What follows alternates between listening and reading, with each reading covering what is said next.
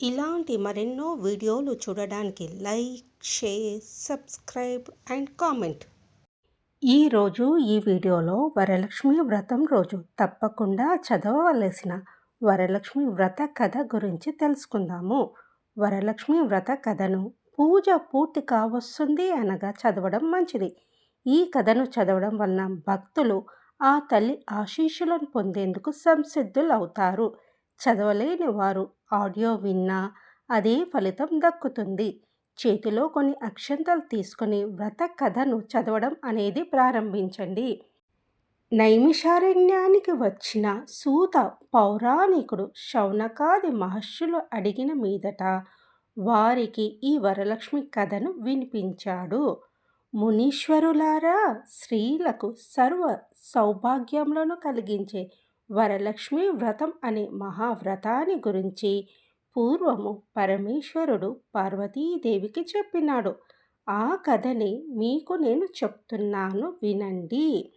ధవల కాంతులతో మెరిసిపోయే వెండి కొండ మీద బంగారు సింహాసనం మీద కూర్చొని ఉన్న పరమేశ్వరుని దగ్గరకు పార్వతి వచ్చి నమస్కరించి, ఓ దేవదేవా, భూలోకంలో ఉండే స్త్రీలు ఏ వ్రతం చేస్తే సర్వ సౌభాగ్యాలు, పుత్ర పౌత్రాదులు, ధన కనక వస్సు వాహనాది సకలైశ్వర్యాలు పొందగలుగుతారో అటువంటి వ్రతం ఏదైనా సెలవివ్వండి అని అడిగింది. పరమేశ్వరుడు ఇలా అన్నాడు, ఓ దేవి, స్త్రీలకు సర్వ సౌభాగ్యాలు కలిగించేది వరలక్ష్మి వ్రతమని ఒకటి ఉన్నది. ఆ వ్రతాన్ని శ్రావణ పూర్ణిమకు ముందు వచ్చే శుక్రవారం నాడు చేయాలి.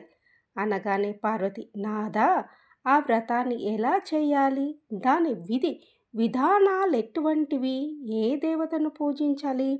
పూర్వం ఎవరైనా ఈ వ్రతం చేసి ఫలితం పొందినారా? ఈ సంగతులన్నిటినీ వివరంగా చెప్పండి అని అడగగా పరమశివుడు ఇలా చెప్పడం ప్రారంభించాడు. శైలరాజనందిని, పూర్వము మగధ దేశంలో కుండిన నగరం అని ఒక పట్టణం ఉన్నది. అది ధర్మాత్ములు, పుణ్యాత్ములు అయిన ప్రజలతో నిండి ఐశ్వర్యాలతో తులతూగుతూ ఉన్నది. ఆ నగరంలో ఒక బ్రాహ్మణ కుటుంబం ఉన్నది. ఆ ఇంటికి కోడలుగా వచ్చిన చారుమతి అనే యువతి చాలా ఉత్తమురాలు.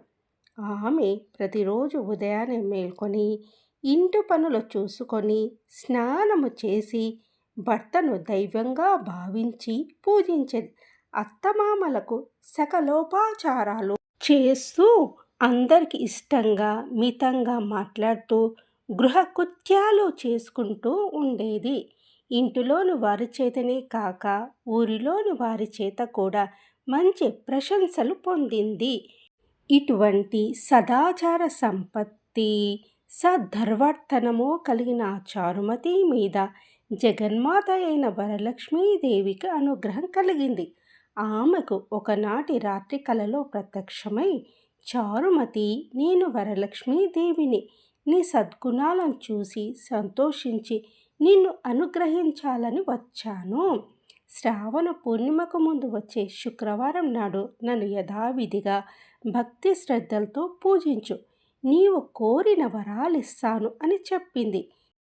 చారుమతి చాలా ఆనందించి కలలోనే వరలక్ష్మీదేవికి ప్రదక్షిణ నమస్కారాలు చేసి, నమస్తే సర్వలోకానాం జనన్యై పుణ్యమూర్తయే శరణ్యే త్రిజగద్వందే విష్ణు వక్షస్థలాలయే అని స్తుతించి, ఓ తల్లి, నీ కటాక్షం కలిగినట్లయితే ప్రజలు ధన్యులవుతారు, విద్వాంసులవుతారు, సంపన్నులవుతారు. నేను పూర్వజన్మలో చేసుకున్న పుణ్యం వలనే ఇలా నీ దర్శనం లభించింది. నీ ఆజ్ఞ ప్రకారమే నేను శ్రావణ శుక్రవారం నాడు పూజ చేస్తాను అని చెప్పగా వరలక్ష్మి చాలా సంతోషించి ఆమెను దీవించి అదృశ్యరాలైంది. చారుమతి వెంటనే మేల్కొని ఇంట్లో అన్ని వైపులా చూచింది. వరలక్ష్మీదేవి ఎక్కడా కనబడలేదు. ఓహో, నేను కలగన్నాను కాబోలు, కలలో కూడా నా మీద దేవి ఎంత దయ చూపింది అని ఆశ్చర్యపడుతూ భర్తను లేపి ఆయనకు అత్తమామలకు చెప్పగా వారు చాలా ఆనందించి ఇలాంటి స్వప్నం రావడం శుభ సూచకమని, సాధు స్వభావం కలవారికి కానీ అలాంటి అదృష్టం పట్టదని అభినందించి శ్రావణ పూర్ణిమకు ముందు వచ్చే శుక్రవారం నాడు తప్పక వరలక్ష్మికి పూజ చేయవలసిందే అని చెప్పారు. చారుమతికి వచ్చిన స్వప్నం గురించి ఊరిలోని వారందరికీ తెలిసింది. స్త్రీలంతా శ్రావణ శుక్రవారం నాడు చారుమతితో కలిసి వరలక్ష్మి పూజ చెయ్యాలని ఉత్సాహంతో ఆ పండుగ రోజు కోసం ఎదురు చూస్తున్నారు. శ్రావణ మాసము వచ్చింది. పూర్ణిమ ముందు శుక్రవారము వచ్చింది. ఆనాటి ఉదయమే నగరంలోని స్త్రీలంతా అభ్యంగన స్నానాదులు చేసి పట్టు చీరలు కట్టుకొని పూజా ద్రవ్యాలతో చారుమతి ఇంటికి వచ్చినారు. చారుమతి అప్పటికే అభ్యంగనాది స్నానాది కృత్యాలని పూర్తి చేసుకొని సిద్ధంగా ఉంది. స్త్రీలందరూ చారుమతితో కలిసి పూజా గృహాన్ని గోమయంతో అలికి ముగ్గులు పెట్టి అలంకరించి ఒక పెద్ద పీట వేసి దాని మీద కొత్త వస్త్రం పరిచి బియ్యం పోసి మండపం ఏర్పరిచి కలశం పెట్టి పంచ పలవాలను దానిలో ఉంచి ఆ కలశంలో వరలక్ష్మీదేవిని ఆవాహన చేసి భక్తి శ్రద్ధలతో ధాన్య వాహనాది షోడశోపచార పూజలు చేసి నానావిధ ఫలములు భక్ష భోజ్యములు నివేదన చేసి నీరాజన మంత్ర పుష్పాలు సమర్పించి 9 గ్రంథులు గల తోరాలను కుడి చేతికి కట్టుకొని వరలక్ష్మీదేవికి మొదటి ప్రదక్షిణ చేశారు. ఆ స్త్రీలందరి కాళ్ళ నుండి గల్లు గల్లుమనే శబ్దం వినిపించింది. చూసుకోగా కాళ్ళకు అందలు కనిపించాయి. ఓహో, ఇదంతా వరలక్ష్మి కటాక్షమే అని సంతోషించి వారంతా రెండవ ప్రదక్షిణ చేశారు. దగదగ మెరుస్తున్న కంకణాలు చేతులకు వచ్చాయి. మూడవ ప్రదక్షిణ కూడా చేశారు. ఇక చెప్పేదేమున్నది, ఆ స్త్రీలంతా సర్వాభరణ భూషితులైనారు.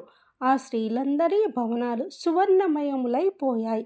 రథ గజ తురంగాది వాహనాలతోనూ పరివారంతోనూ మహారాజ భవనాల్లా ప్రకాశించాయి. ఆ స్త్రీలందరినీ వారి వారి ఇండ్లకు తీసుకుపోవడానికి గుర్రాలు, ఏనుగులు, రథాలు మొదలైన వాహనాలు వచ్చి చారుమతి ఇంటి ముందు నిలబడ్డాయి.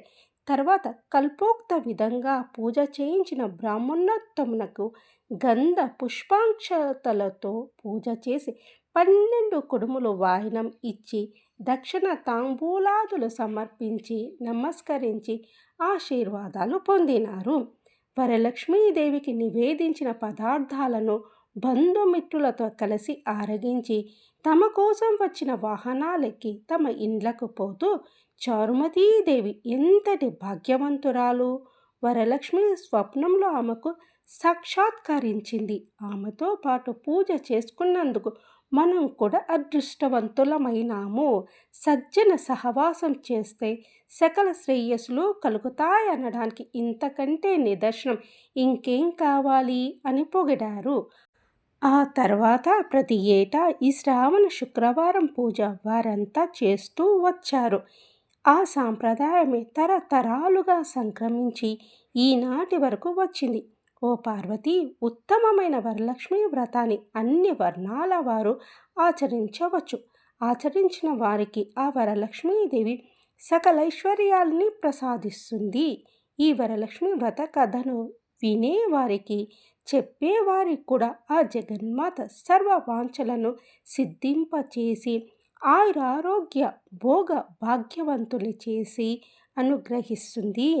వరలక్ష్మి వ్రత కథ సమాప్తం.